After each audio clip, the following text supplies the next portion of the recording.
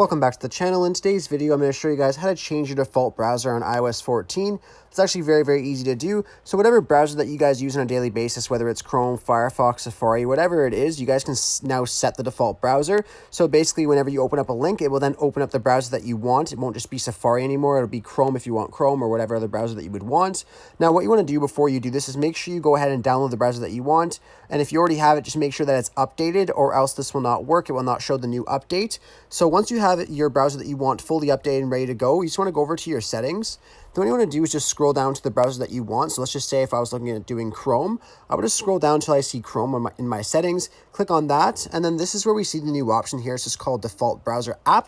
So if you just click on that, I'm currently set to Safari, but if I switch it to Chrome here, then every link that I opened up, whether it's in a text message or whatever it is, will then open up using Chrome. So you guys can just go here and decide whatever one that you want to be your default browser. The same thing would apply for any other browser like Opera or Firefox, whatever the browser is. You would just go to that option in your settings and then switch the default browser to that browser.